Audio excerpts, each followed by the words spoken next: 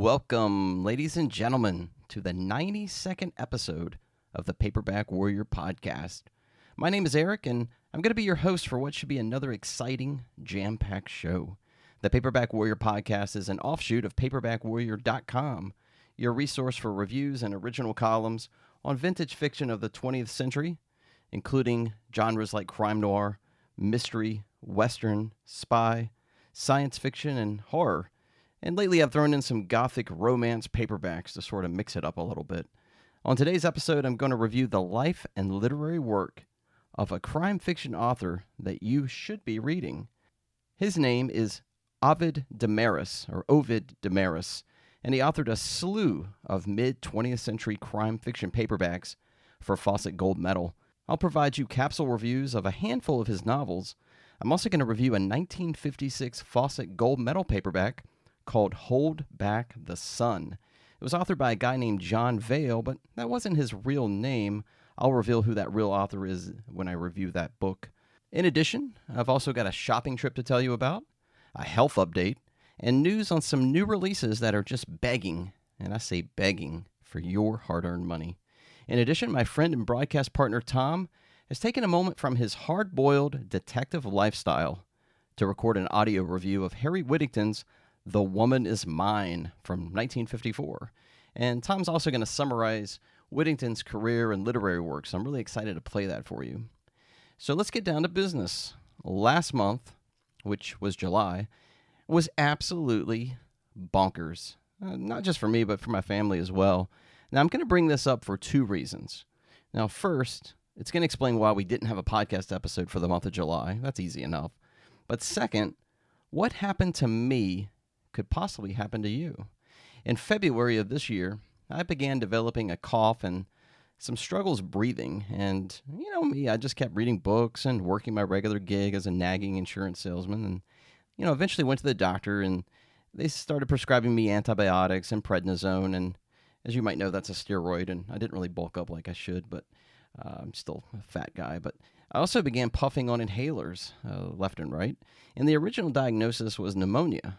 Now, mind you, it was not COVID, even though that's kind of the dumping ground for everything these days. It's, COVID-related, but it wasn't diagnosed as COVID.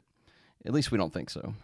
March, April, May, this thing isn't going away. I'm just coughing, I'm wheezing, and I just don't feel well.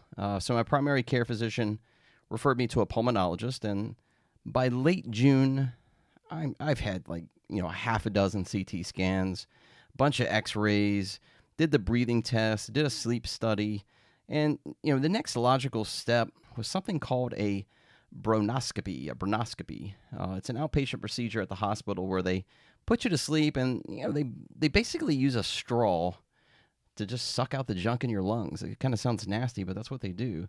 And in this case, the trouble was my right lung's front middle lobe.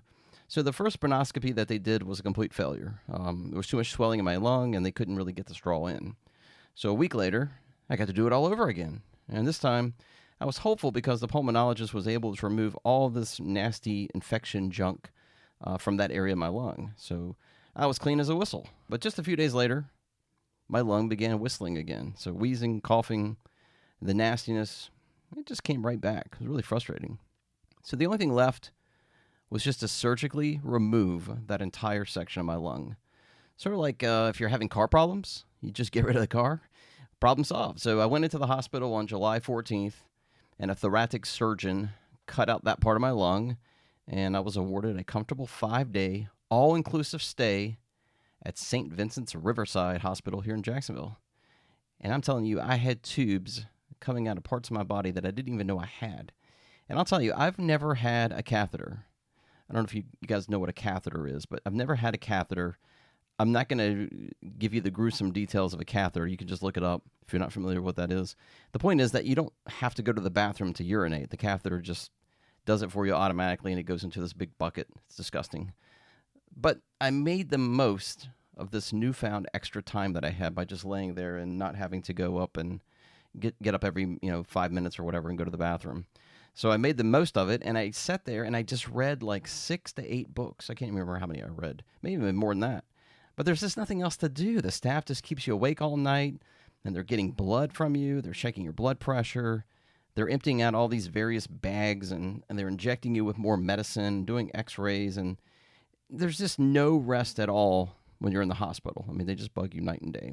So full circle, I'm doing really good right now. I'm a little short of breath still. The diagnosis was that I had a lung issue called right middle lobe syndrome.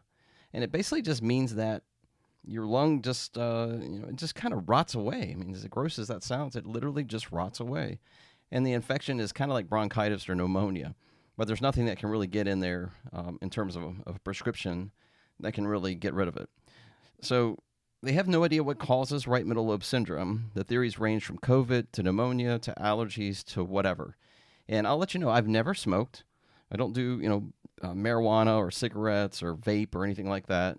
I'm not in top physical shape, but I've never really been a sickly guy. So this infection was really kind of new to me. And I think from what I gathered from the pulmonologist, it wouldn't have mattered if I'm in the tip-top shape of my life. I could have been an Olympic athlete, and the infection would still affect me the same way. It just happens.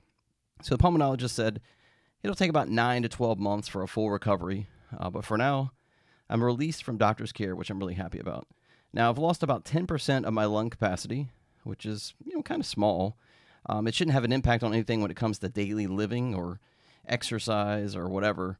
But my entire right shoulder and ribs are just sore, and it just makes me uncomfortable. It's hard to sleep at night. You're toss and turn one side to the other to your back, and it just hurts. But thankfully, my family's been really supportive. My wife, Sarah, was at the hospital every day from the time visiting hours opened until they closed, and she's been driving me to all these appointments and, thankfully keeping up with the insurance claims, going to the drugstore, and generally just being completely awesome. My daughters have been great about the whole thing, and I'm really truly blessed in that regard. As rough as my experience was, so many people out there have it a lot worse than I did, and I sympathize with the folks that are struggling with COVID or like COPD issues. Not being able to breathe it's a horrifying thing. I mean, it's just terrifying. So I was scared. But anyway, I'm sharing this story with you for a specific reason. This story isn't really about me. It's about you. So I want to bring this up for a reason. I want you to think about this for just a second. Just kind of follow along with me. So for the last 8 years or more, I've been spending, a couple Saturdays a month digging through shelves and boxes at thrift stores and Goodwill stores and antique shops and flea markets and dusty, dirty, used bookstores. And I'm telling you, folks, some of these places were absolutely filthy. And up until the spring of 2020, I wasn't wearing a mask. I was going in there, breathing it all in, smelling it all, and just, full exposure to all the dust and mold and whatever fungus lives in all those cardboard boxes and, rotting shelves.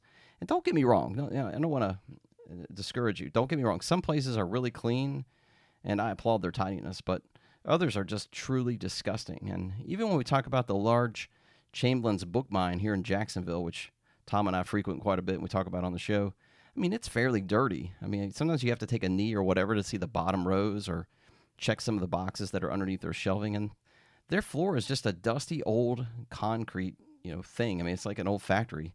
So it's just dirty and dusty and, just stuff flies everywhere when you're down there digging around. So I think Tom even mentioned on one of the prior episodes about a hoarder that he visited that had a large garage or, kind of like an outbuilding that was just completely piled up with books in no particular order, but everything was just covered in a black film. Like everything was just covered in mold. So it's like, kind of like a health risk just to even walk in the place. And I bet you probably know where I'm going with this. So I buy these books, I take them home, and I put them on my bookshelves in my office. Then I spend about 40 hours a week in my office breathing in whatever trash has collected on these 60 to 70-year-old books. Now, I asked the doctors if they felt like old books could have created the lung infection, and they explained it very well could have.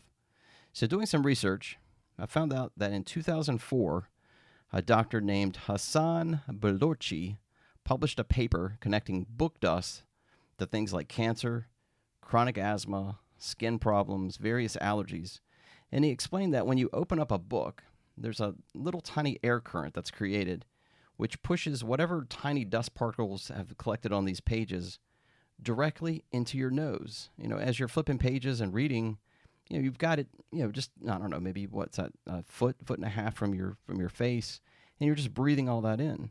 Now, poking around online, there's things called dust mites that can create all kinds of breathing issues. There's also book lice, which is fairly disgusting. That's an insect known to thrive on mold and fungus that grows in old books. So with that being said, there easily could have been a direct correlation between my hundreds and hundreds of old books and this nasty lung infection that I obtained seemingly out of nowhere. No one really knows, but personally, I think it may have been from the books, or at least from me digging through books. Now, to combat this issue, I've finally finished bagging all of my books last week. I've been doing this for like months and months and months. I think I even talked about it on the episode, a prior episode that I'd started this process, but it took a lot longer than I expected. But I wasn't only just bagging them, but I also labeled them with the correct author, year of release, the year the book was printed, and if it was a series, what installment number it was. Then reorganized the books based on the author's real name. So, for example, I was trying to think here, the Narc series, for example. It's written under the name Robert Hawke, but that is now moved from H to O because the real author is Mark Olden. House names, kind of a difficult thing to do. So house names kind of stayed put where they were. So, for example, the Nick Carter books are still in the C section because that's a huge series with multiple authors contributing, and they're all Nick Carter. So it wasn't really a reason to break up the whole collection just to put Ralph Hayes' contributions to the series in H and Michael Avallone or whoever, Michael Avallone into the A's. It wouldn't make any sense to do that. So I left them all under house names if it was a pretty large collection. Anyway, the point I'm making is if you're going to collect a bunch of old paperbacks, do yourself a favor and just bag them. Studies show that the living stuff in these old books can and will die if it's contained in a bag. And I want to say it was something like 48 hours or so. Whatever was living in there will die. It's not exposed to air anymore, and it just dies, supposedly. So if you're going to go rooting around in flea market boxes or antique stores or just a used bookstore, wear a freaking mask. Even when COVID leaves and we get rid of masks, I'm still going to wear a mask when I go in these places to dig around, and I encourage you to do the same. Or just read your Kindle and just avoid all the unpleasant health risks that go along with collecting old books.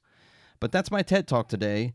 And Tom and I talked about it briefly, and I think Tom and I are on separate sides of the argument, so to speak. He doesn't seem to think that doing that would really cause breathing issues and things like that. He doesn't buy into it, but that's okay. I do buy into it, and we may never know. This all may be just BS, and I have no clue what caused the lung infection, but I just think dirty, nasty boxes of books had something to do with it. So anyway, we're moving along to the next piece of business. We're going to talk about Gothic paperbacks.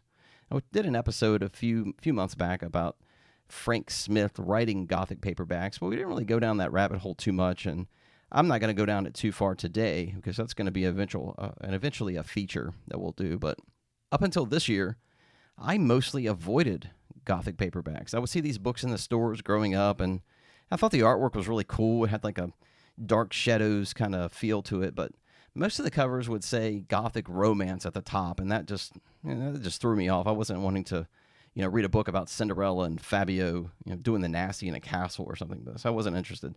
But I've really, really started to dig into this genre. And so the last 8 or 9 months, I've been, kind of culling the websites out there that pertain to Gothic book collecting, I should say. Gothic book collecting, Gothic covers, and the myriad of names that are associated with writing Gothics. Everybody from Dean Koontz to Gil Brewer, for example, writing Gothic. So it's a huge genre, and these things dominated bookshelves from the 1960s and 1970s into the 1980s. I mean, the store racks were filled with these things because they were popular. If you're not familiar with what Gothic paperbacks are, it's the book covers that all have the beautiful woman running from the mansion or running from the castle, and typically there's a light on in one window. That's sort of the staple of a Gothic cover. But yeah, in fact, if you want to go out to the regular desktop version of Paperback Warrior, on the right-hand side is all the tabs. If you scroll down and click on Gothics, I think we've got 7 Gothic paperback reviews there. So if you want to get an idea of what Gothic is, you can click on that. And I've got another Gothic paperback review coming up later this week, too, for you to check out. The thing is, I've been shopping, for books for a number of years, but I've never searched for Gothics. So now I'm revisiting all my old stomping grounds to see if these shops have any of these paperbacks. So I finally hit the jackpot at a regular store I frequent called the Family Bookshop in DeLand, Florida. It's just right outside of Orlando, and it was sort of a cool day when I went here because my family, they wanted to go to this haunted little town in Florida that's just outside of DeLand. So the deal was we'd hit the Family Bookshop, and I would get a nice half hour of daddy time. And then the family would mosey on down to this haunted city, which I think I'm gonna tell you about here in just a moment. I want you to know about this haunted city, but for now, the Family Bookshop. This is a place that Tom and I frequent quite often, and we've talked about it here on the show. It's a relatively large bookshop, and I think if Chamblin's Book Mine didn't exist here in Jacksonville, I'd almost wager to say that this Family Bookshop store is probably the best bookstore in East Florida. I mean, it's loaded with tons and tons of Westerns and men's action adventure. There's also a vintage section with bins just stacked with old Ace, Fawcett Gold Medal, graphic mystery paperbacks, and so forth. They are kind of expensive. I mean, this guy, he isn't afraid of slapping a $30 price tag on a graphic mystery by, Edward Aarons or something like that. But the store also has a spinner rack in the back that also has vintage books. So historically, I'm just hitting those sections, and then I just leave because, that's what I was into. But I was on a mission this particular day, and I headed right for the romance section. So this is a place where you kind of just, you walk through the romance section to get into the back. So it was like, go from the vintage section in the front, go through the romance section quickly, and then get to the back where all the stuff is that I normally collected. But today was different. So the romance section, it's 2 complete columns. There's one to the right and there's one to the left. And there's 5 or 6 really tall and wide shelving units that have books on the front and back. And it's a massive amount of romance novels. And the thing is, they're double stacked. So the front row of books is just hiding the back row.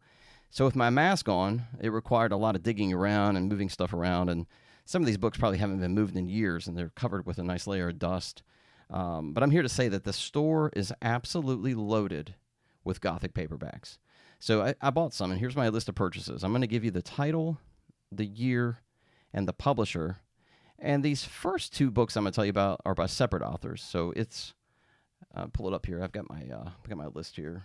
All right, so the first one is Castle Cliff by Sandra Shulman, 1967 paperback library. The Secret of Haverly House by Carolyn Ballman, 1966 Bantam.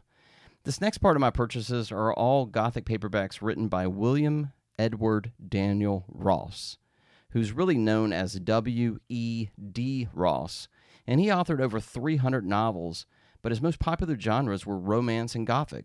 The pseudonyms he used, it's like a mile long, but the most popular names he used was Clarissa Ross, Dana Ross, W.E.D. Ross, and Marilyn Ross, which under Marilyn Ross, he wrote a ton of Dark Shadows novels based on that television show. So here's what I bought by William Ross. Secret of the Pale Lover, 1969 Magnum, under the name Clarissa Ross. Durrell Towers, 1965 Pyramid, under Clarissa Ross. Gemini in Darkness, 1970 Magnum, Clarissa Ross. Shadow Over the Garden, 1976 Leisure, under Clarissa Ross. A Hearse for Dark Harbor. That's a cool name, but then A Hearse for Dark Harbor, 1974 Avon. And from what I can gather, this is the second novel in his Dark Harbor series, which I think there's 4 or 5 books. And again, it's written under Clarissa Ross. Secrets of Sedbury Manor. This one's really big. This is 2 or 3 Gothic size paperbacks all put together in one large paperback. So this one's huge. So Secrets of Sedbury Manor was published in 1973 by Curtis Books under the name Marilyn Ross. Next is Roth Haven, 1979 Manor under the name W.E.D. Ross. The Music Room, 1971 Dell under W.E.D. Voice from the Grave, 1971 Magnum, Clarissa Ross. Face in the Pond, Avon, 1968, Clarissa Ross. And The Locked Corridor, 1965, Paperback Library, under the name Marilyn Ross.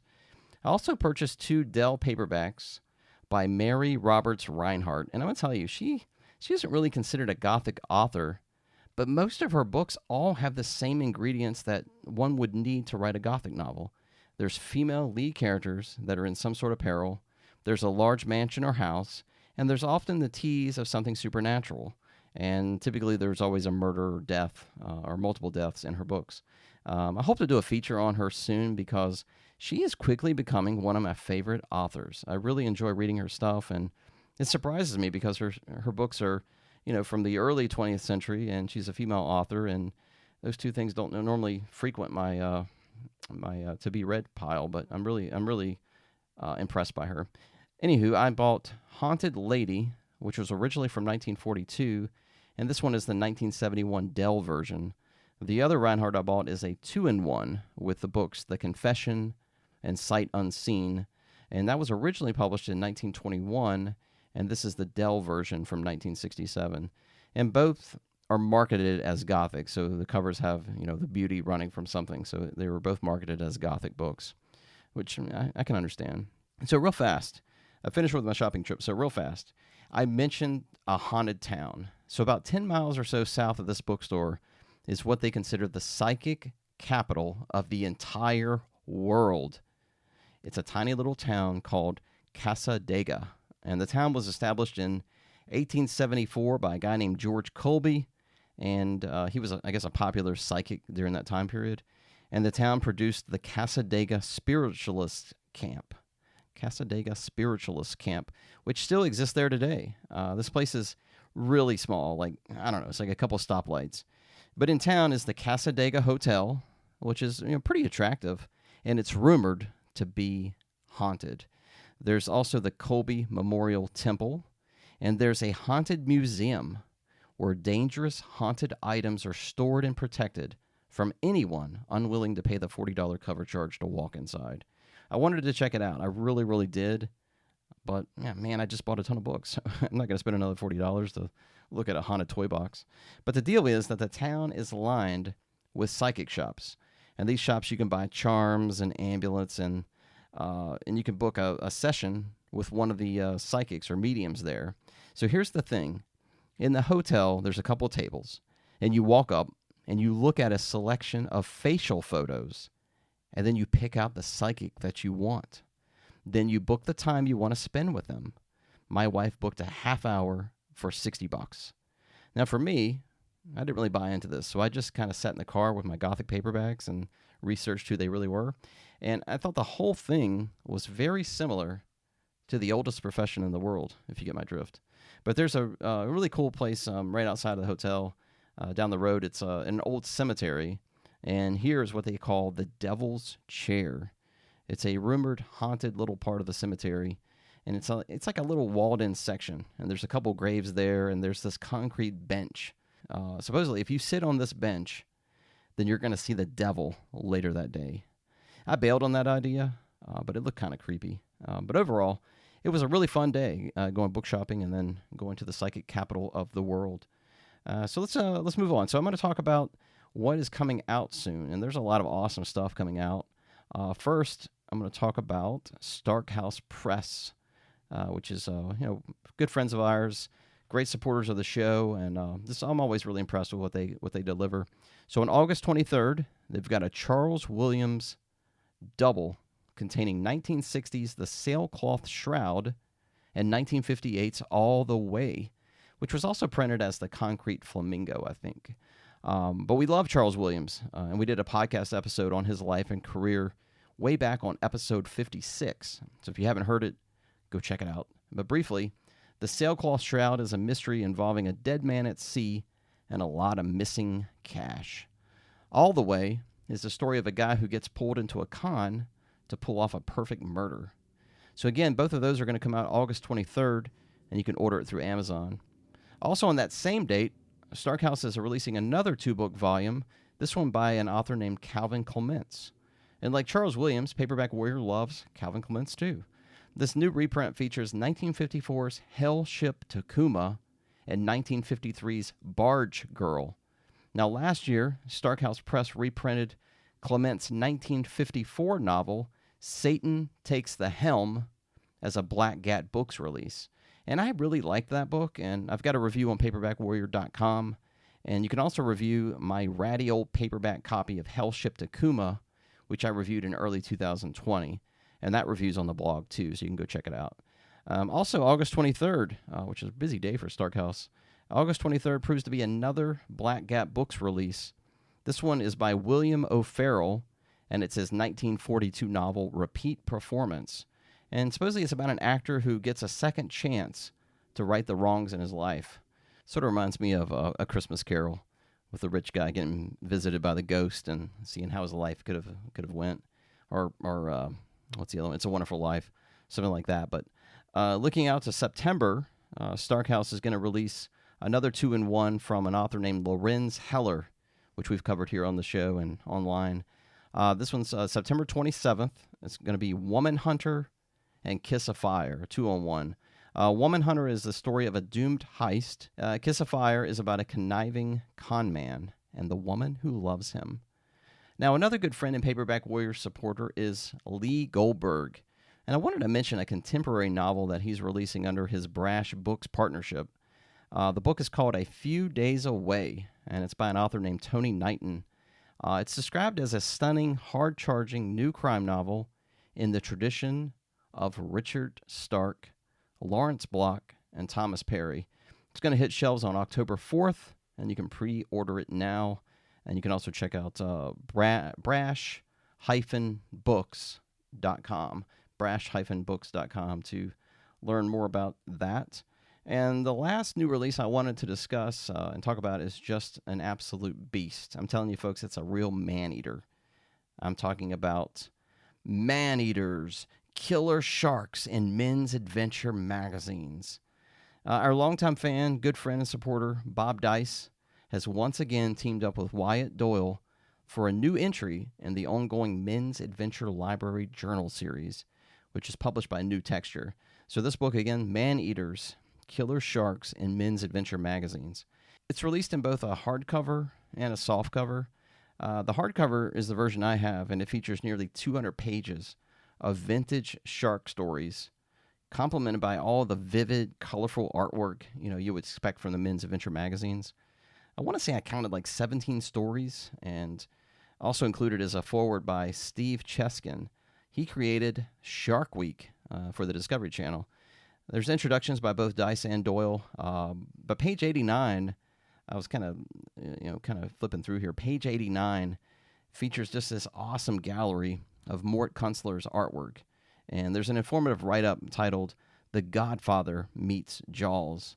But beyond that gallery, this book is just loaded with artwork from the likes of Ken Barr, Bruce Minnie, Walter Richards, Clarence Dorr, Will Halsey, Robert Stanley. List goes on and on and on. The book's out now. Again, it's called Man-Eaters, Killer Sharks in Men's Adventure magazines. So go get a copy and support Bob and Wyatt's hardworking endeavors. So what you say we get into today's feature? Yeah? No? I say yes, and I'm going to utilize my authority now to play some soft intro music for you.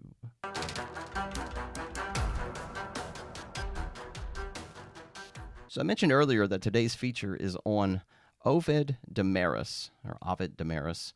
Now, you may have heard of this author. You may have even read one or two of his books, like me. But in researching this feature, I discovered a lot of really interesting information about Demaris.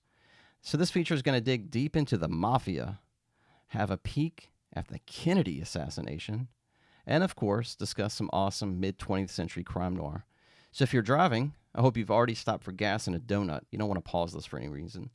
So, here we go. So Demaris was born in 1919, and he grew up in a tiny Maine mill town called Biddeford. So in an interview he did in 1986 for Albuquerque Journal, Demaris said that he was one of the few people who had to work his way through high school. Now, like many authors of that era, Demaris joined the military, and he served 5 years in the Air Force. After World War II, he attended law school, but said he absolutely hated it. Now, at Boston University, Demaris ended up getting a master's degree in journalism. So Demaris kind of settled in with his wife, 2 children. His wife was from Oregon. Sort of settled in, and Demaris began writing short stories and articles for magazines like Popular Mechanics and True Detective to earn money. He also worked at a newspaper, and he even taught high school for a semester. In 1952, Demaris and his family moved from Maine to Los Angeles, California. And it was here that he worked at a copywriting job before writing ads for the LA Times. But in his spare time, he was always working on a novel. So in 1957, Fawcett Gold Medal bought his first book. It was called Ride the Gold Mare, and I had an opportunity to read it, and my review's out there on paperbackwarrior.com. Here's what my final thoughts were on the book. Like John D. MacDonald's 1960 novel, The End of the Night, Ovid Demaris has Ride the Gold Mare as a brutal look at youth gone wild with no safety barriers or censorship.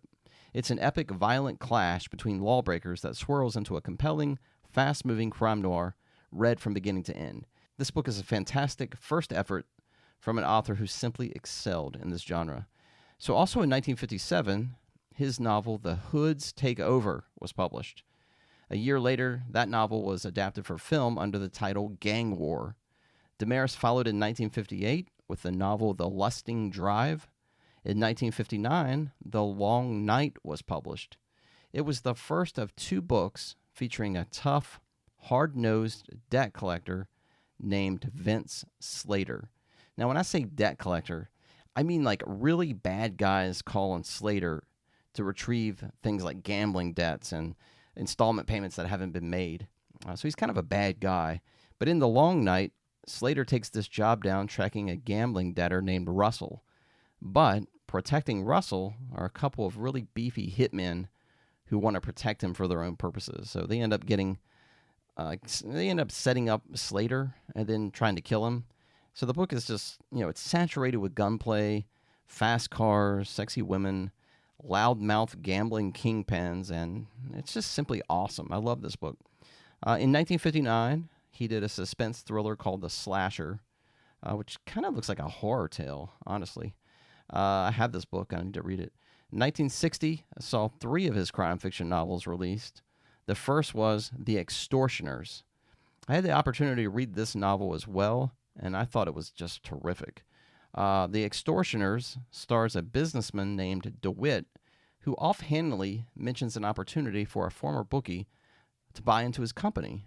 This bookie, he then goes out and he wants to get some money, and so he forms a partnership with a mob organizer, and the two approach DeWitt later about the buy-in.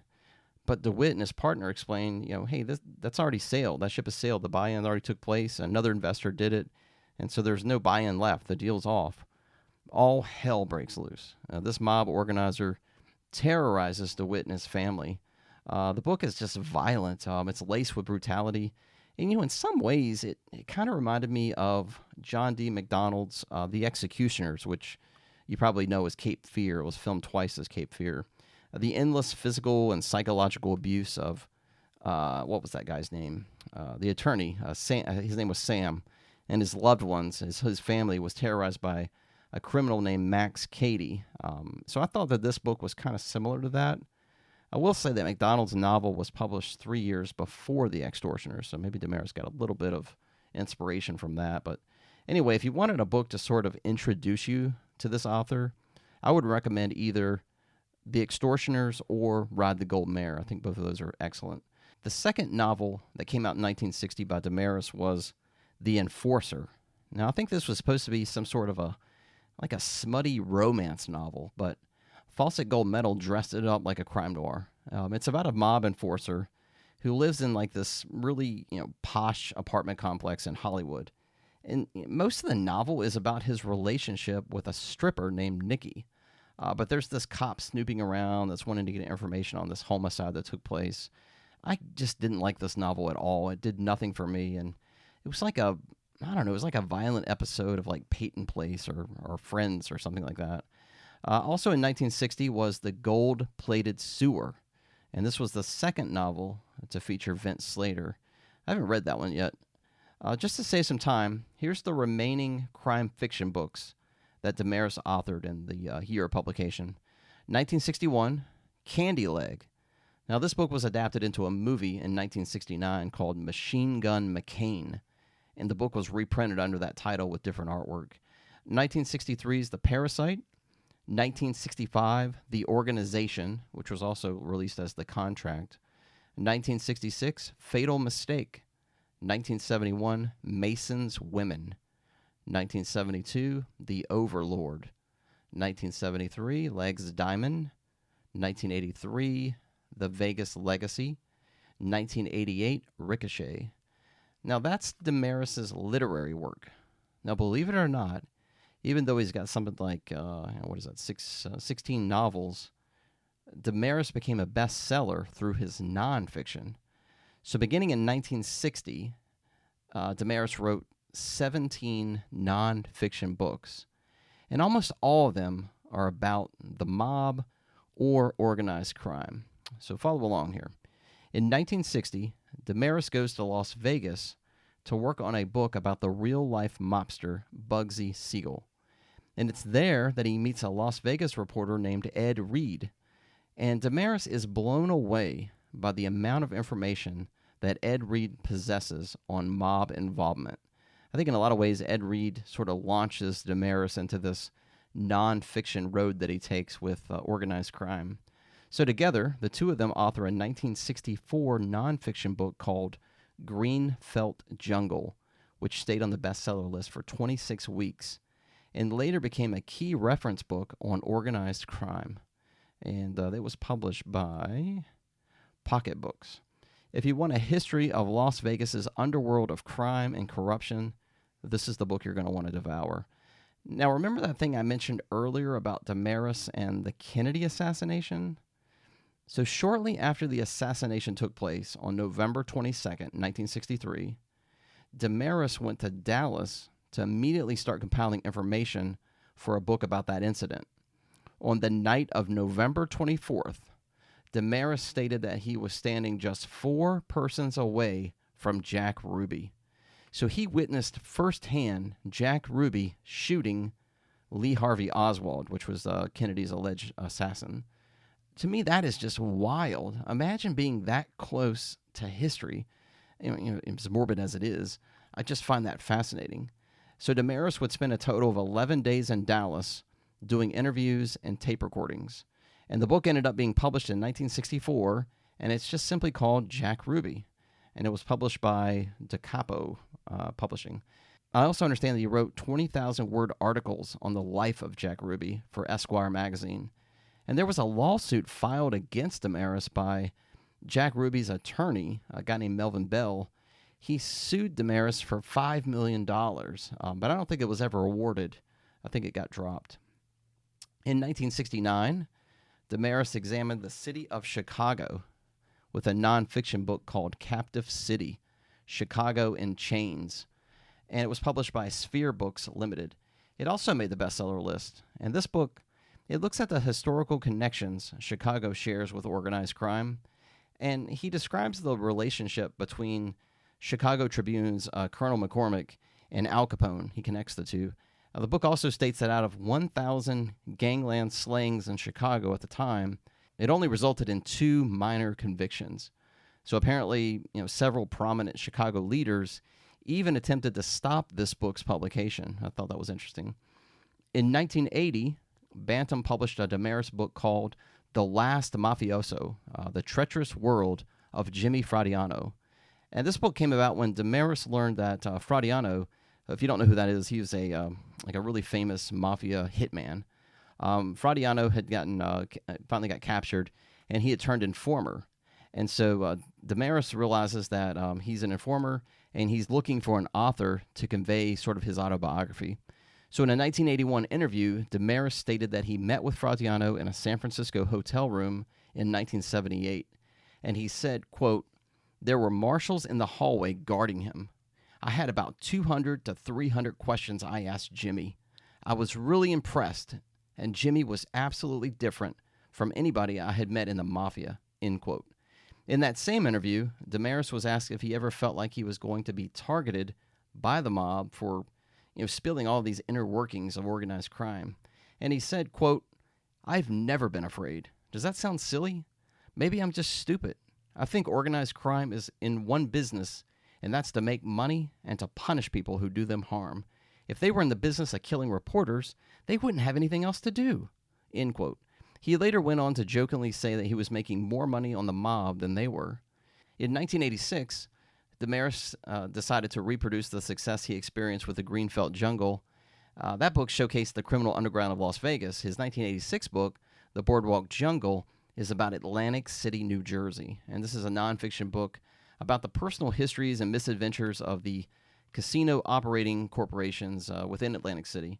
And Demaris examines like Caesar's World, Harrah's Ramada Inn, Hilton Hotel, and he also writes about Frank Sinatra and controversial connections he had with the gambling halls. So that seems kind of interesting. Now, Demaris, he passed away on March 12th, 1988. So wrapping up this feature, I'm going to circle back to Demaris' literary work. And I may be saying his name wrong the whole time. It might be Demaris or whatever. I don't know what it is. I've praised many of his novels, and I want you to understand that you don't have to spend, hundreds of dollars, on eBay or whatever trying to track down the author's old paperbacks. Lee Goldberg's Cutting Edge Books has reprinted, a lot of the author's literary work. So here's what's available for you to buy at an affordable price or even read through Amazon. What is it? Whatever the Amazon's club is. I can't remember what it's called. Amazon Unlimited. You can read it for $0. So he's got The Enforcer, Ride the Golden Mare, The Hoods Take Over, The Long Night, The Gold-Plated Sewer, The Lusting Drive. So all those are available through Cutting Edge Books. And I also want to mention that The Hoods Take Over is also available through Starkhouse Press in both digital and paperback as a Black Cat book. You can obtain any of these books on Amazon. They're all out there for you. I want to thank Lee Goldberg for forwarding me some old newspaper articles that I really relied upon for this feature. Also the IMDb database and the Cutting Edge Books website, which was kind of helpful. Okay, so moving along, as promised, I've got a 10-minute recording that Tom sent me for his review for the show. And if you love Harry Whittington, or maybe you have a need to know more about this author, this part of today's episode should be really enjoyable for you. So here comes Tom to talk about Harry Whittington. Hello, Eric, and hello, Paperback Warrior listener. This is Tom reporting live from the offices of Simon Worldwide Investigations, where I am without professional recording equipment. So I will ask you to bear with me with the diminished audio quality of this segment. I want to talk a little bit today about a Florida paperback author named Harry Whittington, and I'm also going to review a novel I read by him called The Woman Is Mine from 1954. Harry Whittington was from Ocala, Florida. He was born there in 1915. His parents went dead broke during the Great Depression, and they tried farming, and they nearly starved to death in the process. Having no money to entertain himself, he passed the time as a teenager writing novels and stories longhand. Now, these stories are lost to the ages and were never published, but I look at them as like a young weightlifter doing his reps as a teenager before he built himself into a beautiful bodybuilder as an adult. As Harry Whittington reached adulthood, he became a letter carrier for the U.S. Postal Service, a job he held for 14 years. Now, his professional writing career began in 1943 when he sold some short stories to the United Features Syndicate. Now, these stories were appearing in newspapers in a syndicated fashion, which I guess was a thing back then. Around that time, his wife was reading a Max Brand story in a pulp magazine and suggested that Harry try writing a Western novel. And he did. It was called A Gun in One Hand, and I'm not sure if it was ever sold or published. He was drafted in 1945 and spent 2 years working at the submarine base in Pearl Harbor on the Hawaiian island of Oahu during World War II. Mostly, though, he was sorting the mail. However, it wasn't until 1946 when Harry Whittington sold his first novel. It was called Vengeance Valley. He sold it to Phoenix Books, and he also sold a romance novel in 1946 called Her Sin. By 1948, Harry had enough money to travel to Chicago to attend a writers' conference. In Chicago, he meets a guy named W.T. Brannan. He's a Mississippi native who was making some good money at the time selling crime stories to True Detective magazine. Brannan told Whittington that there is money to be made in mystery and crime stories. And Brannan offered to be Whittington's literary agent if Harry shifted over to crime fiction. So Harry started selling stories to the pulps. including Dime Detective and Detective Tales magazines, as well as longer works to King features that were also being syndicated in newspapers. He was able to quit his job at the Postal Service, and the next year in 1949, paperback original novels were invented, and Harry never looked back. Harry Whittington quickly became the king of the paperback, selling well over 100 novels, with his most productive and acclaimed period being 1951 to 1965. Now, only a fraction of those books have been reprinted and made available today, mostly thanks to the hard work of a guy named Greg Shepard, who runs a company called Starkhouse Books. Now, Eric and I at Paperback Warrior have been devouring Harry Whittington books ever since we met years ago. In fact, I would hazard a guess that we have compiled the largest number of Harry Whittington book reviews in one place, on planet Earth. If you go to paperbackwarrior.com on the desktop version and look at the list of authors on the right-hand side of the screen, you'll see Harry Whittington among the names there. If you click on his name, you're going to find all of the books we've reviewed for Harry Whittington. You're going to find dozens of spoiler-free reviews of his books. It is a great place for you, the listener, to start if you haven't read Harry Whittington and you want to give him a try.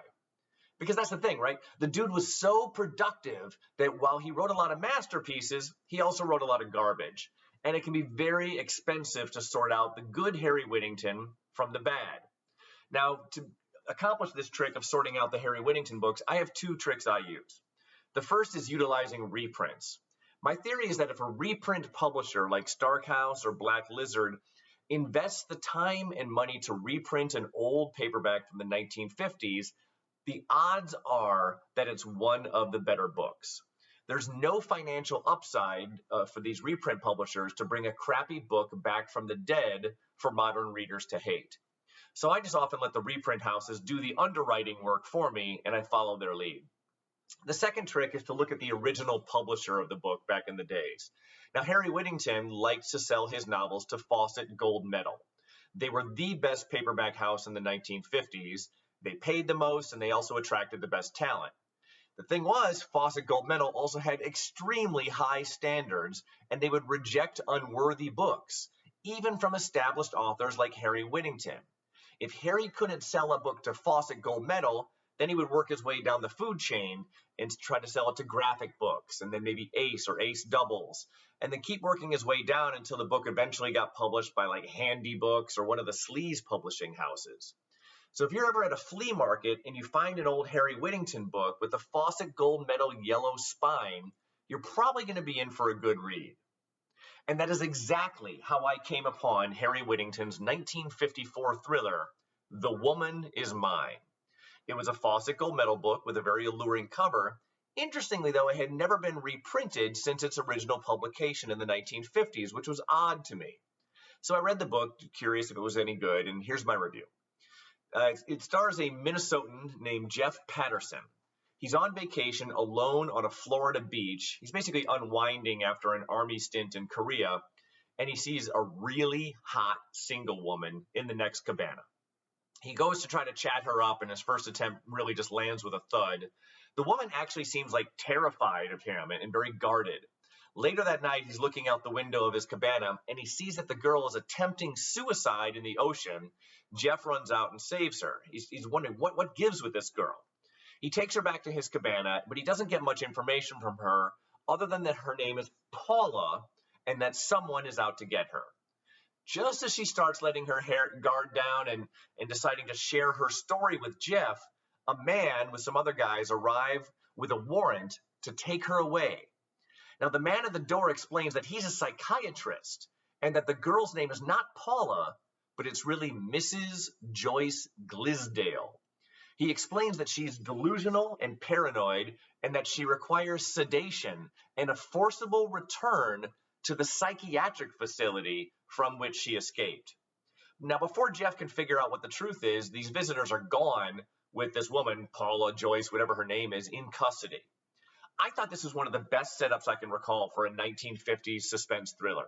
Someone isn't telling the truth here.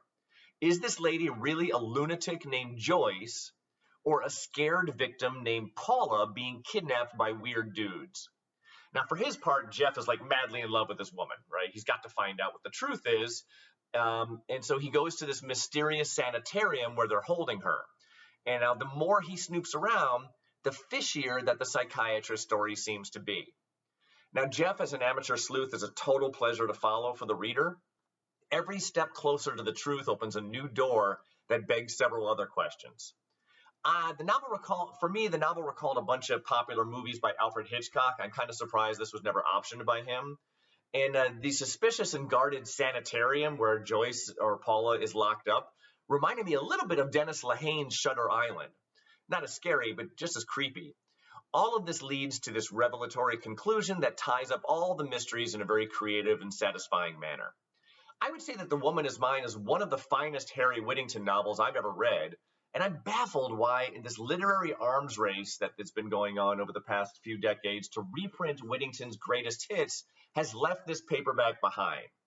You, the listener, could probably end up finding a copy with a bit of searching and know-how. You can use eBay. Amazon sometimes has used copies. There's always Abe Books. But you have to buy the 1954 version, which is nice. It's got a beautiful cover and all that. You can find them or use online sellers of vintage paperbacks. I'd say it's worth the effort and the expense, and I definitely recommend the book. I also want to acknowledge David Lawrence Wilson and his essay, Tough Luck, The Life and Art of Harry Whittington, for the helpful biographical information about Harry Whittington. His essay is included as the introduction in the Stark House reprint of A Night for Screaming. Anyway, that's all I got for you this week. Thank you so much for listening. Miss you, Eric, and I hope we get together in the same room and record again soon. This is Tom from Paperback Warrior, signing off. Be cool. Okay, that was a very informative piece on Harry Whittington. I really enjoyed that. I hope you did too. It's great to hear Tom's voice, and hopefully, next year or whatever may happen, hopefully Tom and I can get back together and do some shows together. I know he's got a lot of stuff going on, and my busy season's getting ready to kick off in October, so I'll be pretty busy from October through December. I know he's going to be busy too, but at some point we'll both slow down and we'll be able to hang out together and do a couple shows. So anyway, my review today is a 1956 Fawcett Gold Medal paperback called Hold Back the Sun.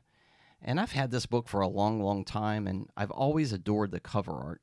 It was painted by a guy named Frank McCarthy, who I think just did a lot of poster work. But John Vale, who is John Vale? Well, it's actually a pseudonym used by an author named Robert Carse. He was a New Yorker who worked as a merchant seaman before becoming a writer and a novelist.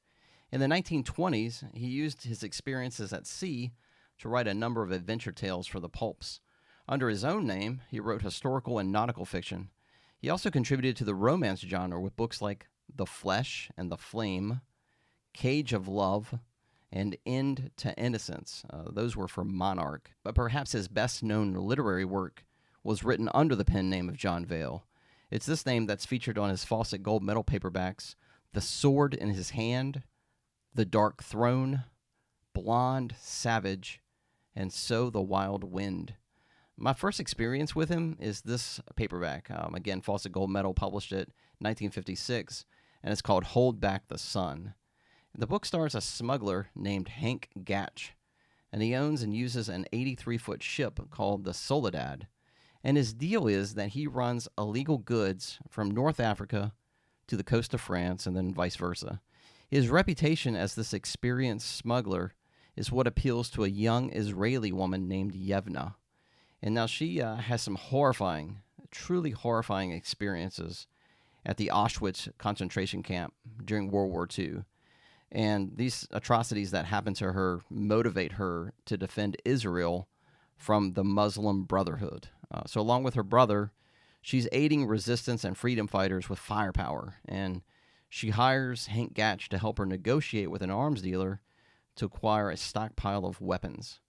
So the book is essentially about Gatch and his smuggling team avoiding port authorities and the Muslim Brotherhood in an attempt to retrieve and deliver a shipment of firearms. And, as you would expect, Gatch and Yevna fall in love. I thought Hold Back the Sun was just an average read. There's nothing terribly exciting about the story, but it's written well enough that I didn't really have any regrets reading it. I don't know. I found the narrative was just like, connecting map dots as the team traveled just to each destination performing the task. It's like playing a video game. Get to point A, point B. Here's the mission. From a nautical fiction stance, sort of like the technical aspects of the book reminded me of another much better book, which was called A Great Day for Dying. It was published in 1968 by an author named Jack Dillon. I like that book better, or really, anything by Hammond Ennis in terms of nautical fiction is just a delight to read. So Hold Back the Sun didn't quite have that same level of entertainment, but it was still fun to read. And being a bit of a nerd, I like the cover so much that I'm glad I own it. Now, before I wrap up this episode, I want to mention a new social media sort of thing that Paperback Warrior is now a part of. We are now on Pinterest. Now, if you don't do Pinterest, I'm telling you, you're missing out on great vintage book covers and information about these books. I wasn't using this app at all, and then my daughter showed me what it was, and I sort of went down the rabbit hole. If you download the Pinterest app, or if you're already a user, just look us up. We're just listed as Paperback Warrior, no space, and you can choose to follow us. And this is kind of why you should follow us. I've created what they call boards, and each board is an author, or the author in the pseudonym in parentheses. Inside the board is what they call pins, which in this case, the pins are the book title, the book cover, the year, and the publisher. And if we've reviewed this book, which most of these are reviewed, then you can just simply click the book cover, and it takes you right to the review on our blog. So, for example, let me see, pick one here. I'm scrolling. Okay, so for example, if you click on Gil Brewer, 8 book covers are going to come up, and each one of them, if you touch the book cover, it'll send you right to the review on Paperback Warrior. So far, I've created 527 pins, and if you're trying to get into Gothics, which I talked about earlier, or if you just want to look at the artwork, I've got a comprehensive listing of the correct author, the pseudonym they used, the book covers, year, publisher, and most of these aren't reviewed simply because it's going to cost me too much to obtain these paperbacks, or they just aren't available. But again, this is Pinterest, and just search for Paperback Warrior, no space, and you'll find us. And you can also follow us on YouTube, Twitter, Facebook, Instagram. And so far, we're still running a new review every weekday morning, Monday through Friday. But as I mentioned earlier, Tom and I have got a lot of things going on, so we may start slowing down in terms of reading and reviewing books every day. So there might be a day or two where you just don't see a new review. Don't worry, we're not dead. You'll get a new review soon. But we're reading some contemporary modern novels that we've kind of missed out on in the last couple of years in genres like sci-fi and horror. And I don't know, I've been kind of torn on this. Tom and I talk about it every now and then. I'm not sure if you guys want to read reviews that we do for like contemporary books. We typically do review them either on Amazon or one of the community Facebook pages. If you guys have any interest in reading reviews of contemporary novels, post a comment on our Facebook feed or Twitter, just letting us know what you think about that. I mean, Paperback Warrior is mostly dedicated to the 20th century.